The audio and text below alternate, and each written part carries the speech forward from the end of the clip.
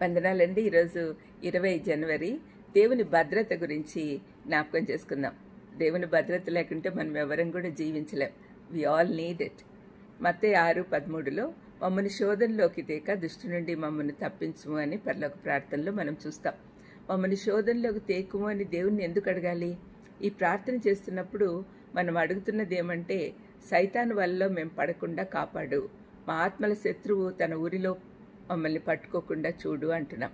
దేవునికి ఒక్కడికే ఈ శక్తి ఉందని గుర్తించి సైతాన్ పెట్టే శోధనల నుండి తప్పించమని కోరుతూ ఉన్నాం. పాపం చేసే పరిస్థితి ఏర్పడితే ఆ కోరిక నాలో నుండి తొలగించుము, ఆ కోరిక నాలో పుడితే కూడా అవకాశం రాకుండా చూడు స్వామి అని ప్రార్థిస్తున్నాం. యోసేపు లాగా మనుషులు సాతాను కలిసి కుట్రలు పడినప్పుడు దేవుడు ఆ పరిస్థితులను అతనికి అనుకూలంగా మార్చాడని మనకు తెలుసు. అయితే మనకి యోసేపుకున్నంత విశ్వాసము సంపూర్ణంగా దేవునిపై ఆధారపడి ఉండుట అన్నిటి ఉన్నాయా అని ఆలోచించుకోవాలి. అందుకే ఈ ప్రార్థన చేయాలి.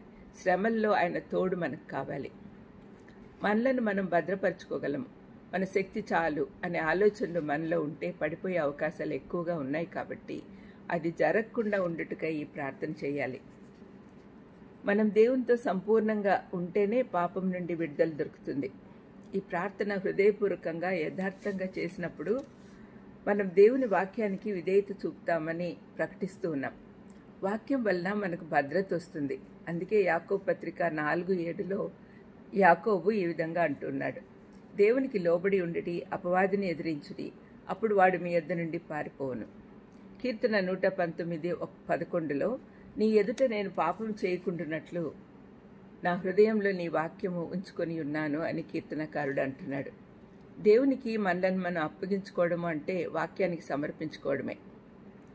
దుష్టత్వంతో నిండిపోయిన ఈ ప్రపంచము శపించబడి ఉంది. అందుకే ఈ పాపము మన చుట్టూ ఉన్నందున దీంతో పోరాడే శక్తి మనకు లేదు. ఈ ప్రార్థన ద్వారా మన అశక్తత వెల్లడిస్తున్నాం. మానవ ప్రయత్నాలు పాపపు శక్తి నుండి విడిపించుటకు శక్తి చాలదు. కాబట్టి దాని కోరల నుండి విడిపించబడాలి అంటే దేవుడే సహాయం చేయాలి. మన ప్రార్థనలను ప్రేమతో కనికరంతో ఆలకించి నెరవేర్చే దేవుడు మనకున్నాడు. దేవుడి నుండి మనల్ని వేరుపరచాలనే శోధనలు అనేకములు ఉన్నాయి. మన ఉద్దేశాలు, మన విజయాల్లో మన సొంత పేరు, మన సొంత రాజ్యం కట్టాలి, మన సంపాదన మనకే ఉంచుకోవాలి, ఎవరిని క్షమించకూడదనే ఆలోచన కలిగి ఉంటాం. మన ఆత్మల శత్రువు దేవుడి నుండి మనల్ని దూరపరచాలని ఆశిస్తూ ఉన్నాడు. దేవుడు మాత్రమే అతని కుతంత్రాలు మనకు చూపగలడు. అపవాది శక్తిని గుర్తించి మన అశక్తతను ధ్రువపరిచి గొప్ప శక్తి గల దేవుని సహాయం కొరకు ప్రార్థించాలి. మనం ఎప్పుడు కూడా గుర్తుపెట్టుకోవాలి, సైతాను శక్తులు మన చుట్టూ ఎప్పుడూ పనిచేస్తూనే ఉంటాయి.